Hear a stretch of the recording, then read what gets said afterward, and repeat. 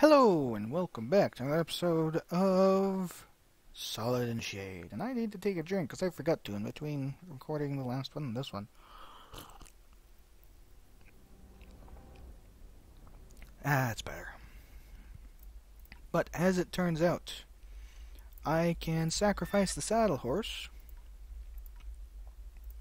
go to make a death horse, you summon an animal spirit with the Ouija board and perform a complex ritual of chants and dance over the corpse. Suddenly what was left of its eyes snap open and it rises up to heed your commands.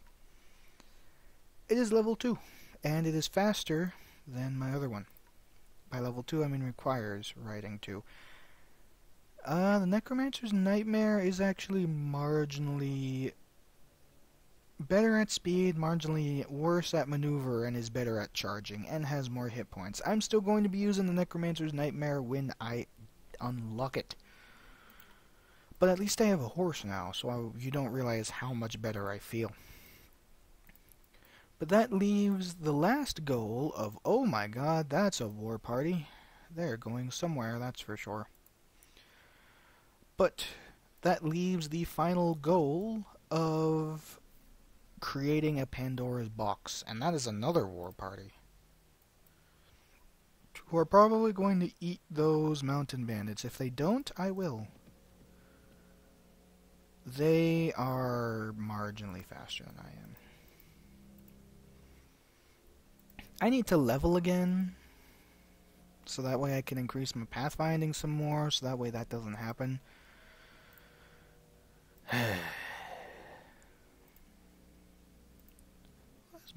What is my character at? Next to nothing. That is what he is at. See, here's the thing. I want to go battle for that reason. Save as LP4. LP4. Yay, I clicked the 4 without actually looking. So let's go help the manhunters. Oh goody, it's nighttime. But I can use this now. What? I can swing this while on a horse? Really? This is what I want to do. I want to do this. I don't really want to swing it like it's a bloody sword, because it's not. It's a pole arm. Say 37 damage. 11 damage. Not as good. But it basically allows me to disrupt their line quite easily. And hopefully actually hit somebody eventually. Or miss entirely, whichever, I suppose. Really? Come on, lad. Get the hell over here. Ow. You know, knocking somebody out so I get some form of experience would be nice. Well, that's part of the reason, I suppose, my pole arm is next to nothing. Hey, I actually knocked somebody out. That guy died. And also how they block, not a fan of it. Hey, that's another one.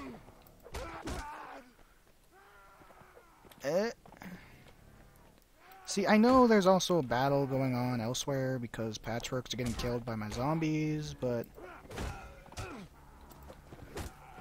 hey, I actually knocked out a couple more. And that's another one. And who is really left? Just one patchwork. Well, I got a couple hundred experience while distracting half of their line. Do I want manhunters? No, I really don't.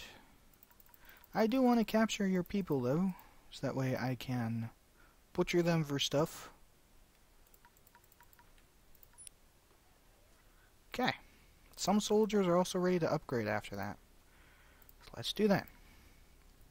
All of my zombies and the revenants. Good enough for me.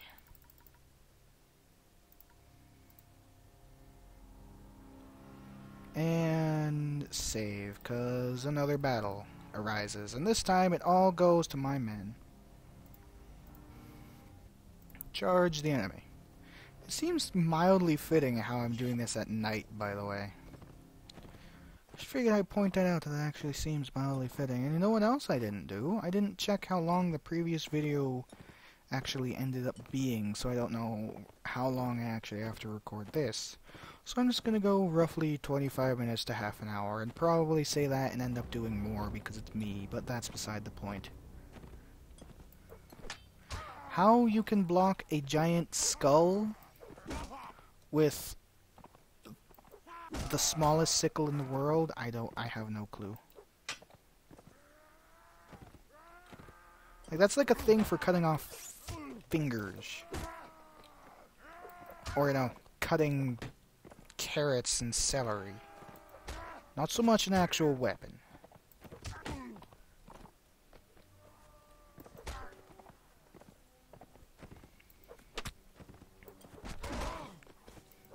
I'll get some of you eventually.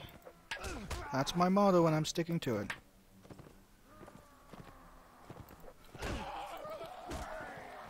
How I think I remember mentioning that, but how exactly do the patchwork scream that loud when they have no face?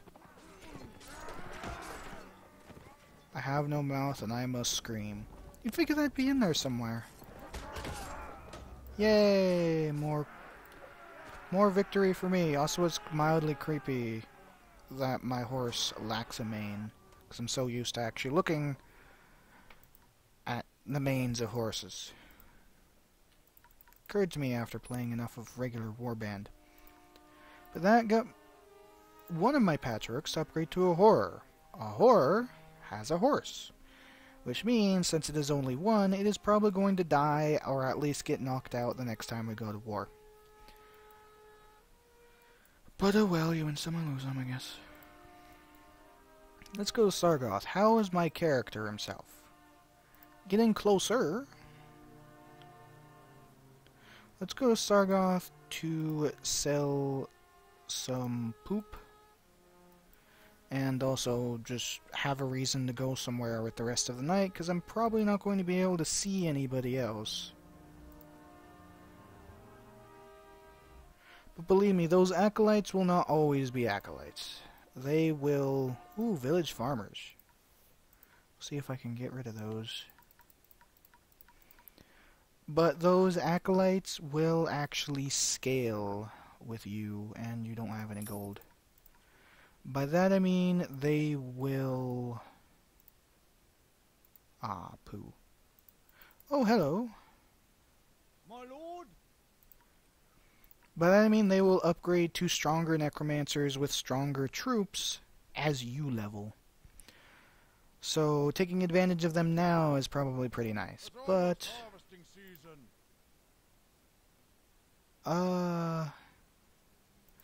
that reduced my entire relation with the Kingdom of the Nords, and that is not actually something I want to do, because that, I believe, gives the Lords free reign on going to punch me, and that's the last thing that I actually want. 4.8, 5.1. Cool.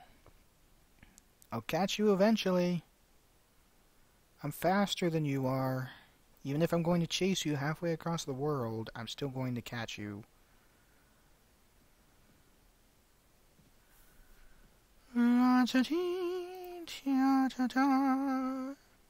Just chasing you across the world until I finally catch you. Hey, you went into the woods. I didn't catch you before you... They didn't catch you yet, meaning you're going to gain speed once you exit the woods. Unless I get you in the woods.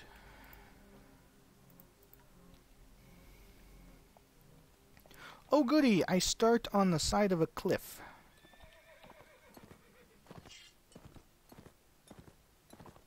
Alright, let's go. Chased you far enough. I want your experience.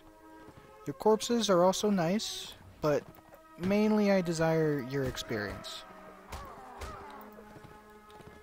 Come on, come at me.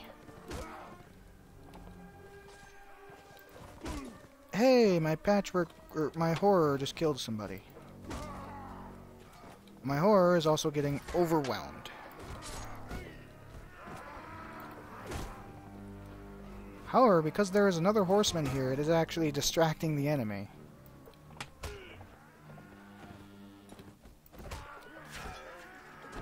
Hey.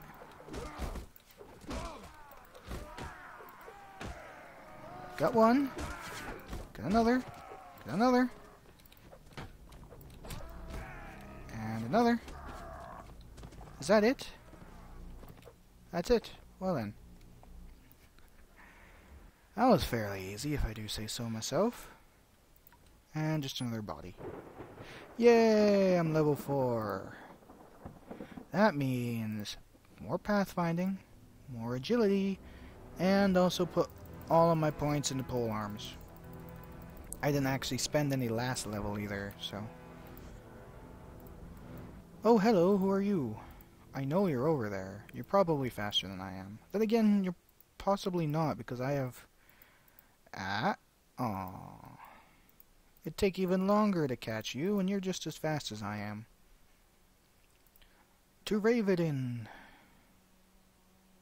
To the marketplace. You have gold.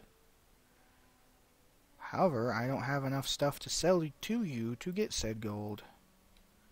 So I'm going to save, and then hopefully get enough stuff that I can sell to you, which I did not.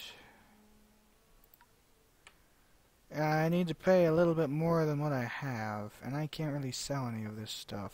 I mean, I could sell that, but that doesn't get me anywhere close. Ah, so close. Oh well, I'll sell what I can.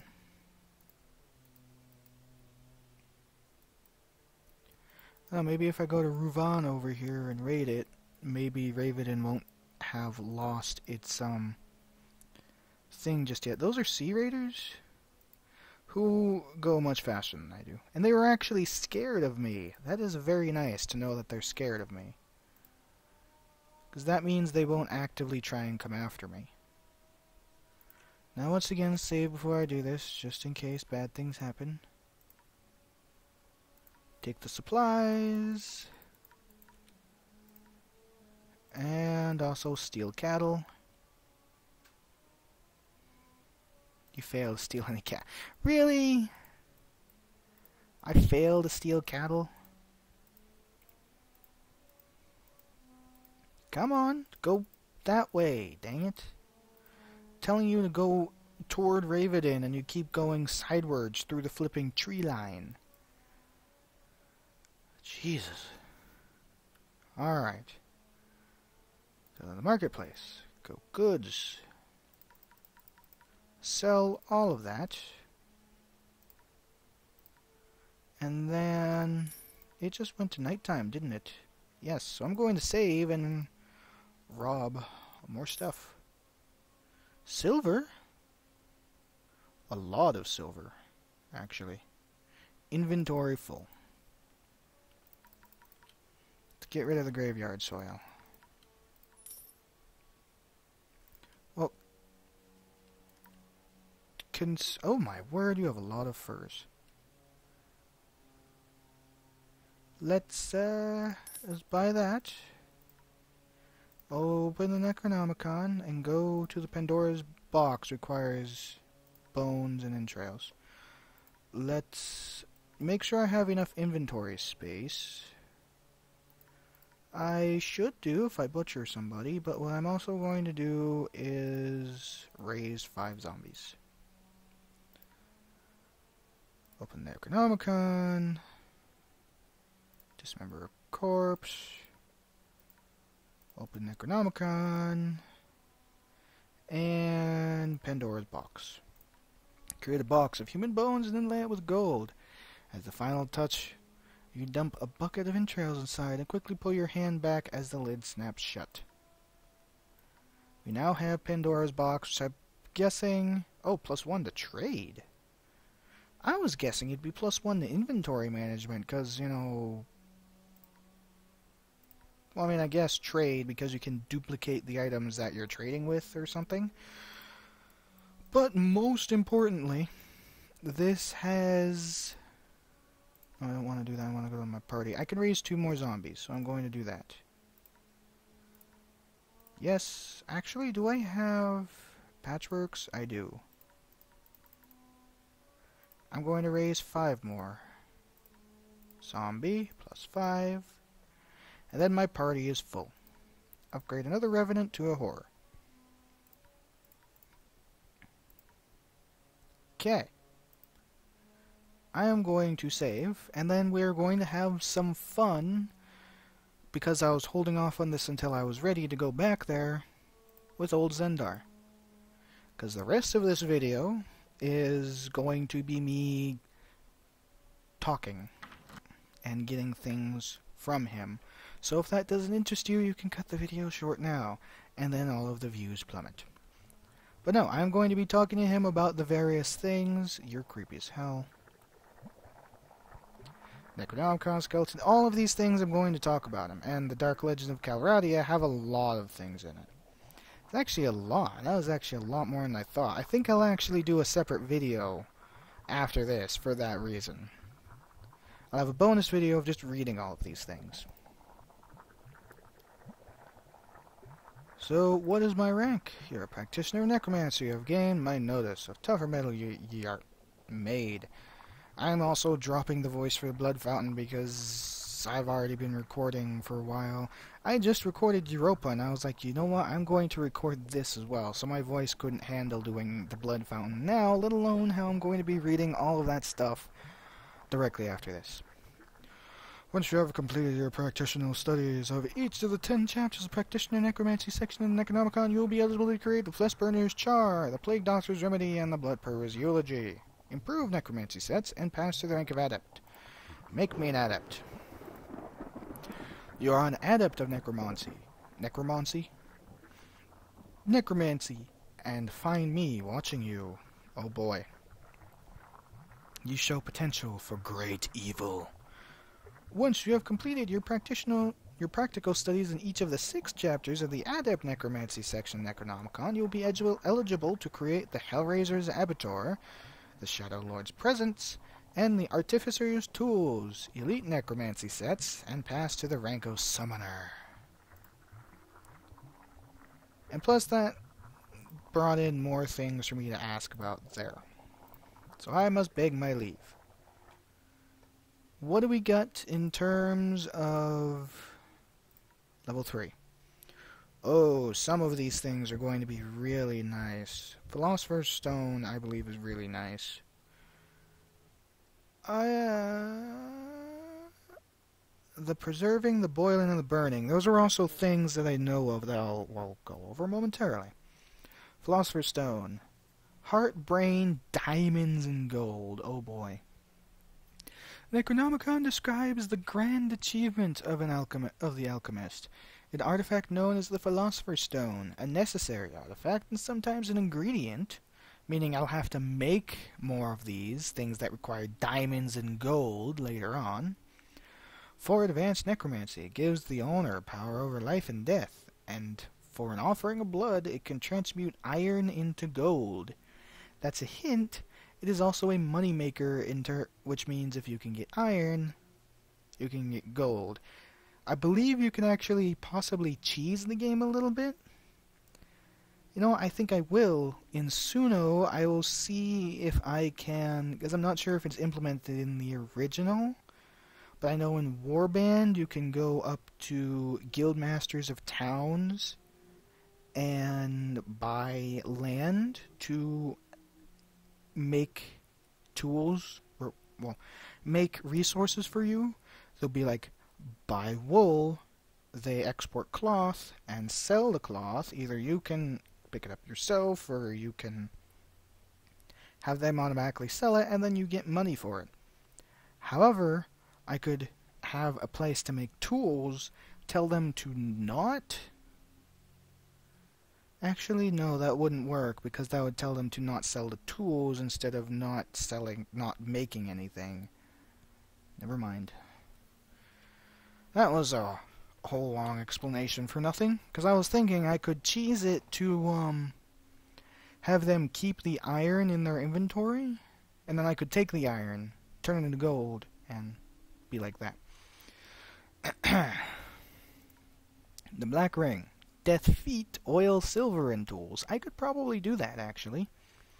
Necronomicon is an entire chapter devoted to the many killing blows and deadly tricks used by the assassins of the East, including the use of black rings worn on the shield hand, which contain a poison needle. I don't see exactly why I need death feet for that, but okay. But I could get the oil. I believe I still have silver, and I could also get the tools.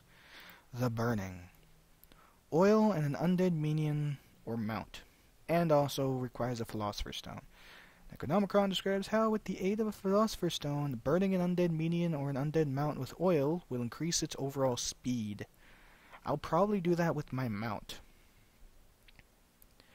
And you could do that with any number of minions, I believe. You could probably do it with a large amount if you wanted to make just generally faster troops, and the boiling and the preserving do different things, which I'll actually do right now and skip over the other things. Necronomicon describes how with the aid of Philosopher's Stone, boiling undead minion or undead mount in sulfuric acid will increase its overall defense. Most likely what I'll do for most of my tanks, and the preserving. Maybe strength, but I think defense might be better. Necronomicon describes how, with the aid of Philosopher's Stone, embalming undead minion and strengthened mount of formaldehyde will increase its overall strength. I believe strength actually equates to more health, so I'm not entirely sure if I want to do that or not. But also plagued artillery.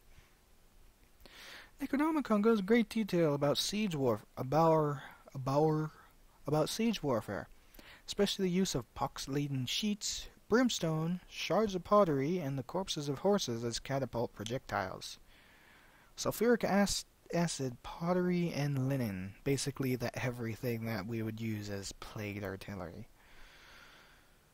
Shrunken head, death head, formaldehyde, salt, and wood. Describes the use of shrunken human heads in dramatic rituals of healing and regeneration. That'll probably affect wound treatment. And formaldehyde, salt, and wood. All I'd really need is the formaldehyde and salt. Do I actually still have my formaldehyde? I might. But then that's it. No, I sold the thingy that we had for money. I do still have death head and death feet, so I will keep those. But I am actually going to cut the video off here. So, actually, you know what, I'm not. I'm going to go back to old Zendar and talk to him about the 3 suits that we can make first. The Flesh Burner's Char, Plague Doctor's Remedy, and the Blood Preserver's Eulogy. Pyromancy is a valid aspect of the dark arts. Fire purifies what it does not destroy. Many necromancers opt to burn their zombies to make them lighter on their feet, and the Flesh Burner's Char equipment is made in their honor. For the price of 3 human corpses, some oil, some wood, some candles, and a horse corpse, I'll make them for you. Or you can trade them directly for the artifact lance kindling. That might not actually be too bad. I could probably make one of those. Plague Doctor's Remedy. The plagues were ample opportunity for necromancers seeking hands-on research into the subject of preserving life among the worst of conditions. Many of the plague doctors of the time were indeed practitioners of the dark arts, and the equipment set known as the Plague Doctor's Remedy pays homage to them. For the price of 3 human corpses, some sulfuric acid, some tools, and some linen, and a horse corpse, I will make them for you. Or I can train them directly for the artifact shield bag crash kit. And lastly, the Blood Preserver's Eulogy. Ah, the misery and loneliness of death. How cheerful. Some are consumed by it, and some, like the Mortician, and of course our own, yet thrive upon it. Loss and suffering are eternal and inevitable. And the undertakers of the world, ever loyal to their master Death, will ever be at hand. The Blood Preserver's Eulogy is dedicated to them. For the price of 3 human corpses, some formaldehyde, some gold, and some graveyard soil, and a horse corpse, I'll make them for you. Directly for the Adak Rapier inheritance. I don't exactly know what I'm going to make. I'm thinking maybe the blood preserver, but I don't know the difference between each one is. So I will leave it as is. But that is all for now, so I am actually going to take a break, and then I am going to read all of the Dark Tales of Calradia in a third side video. That's all for now, so until then, see you later.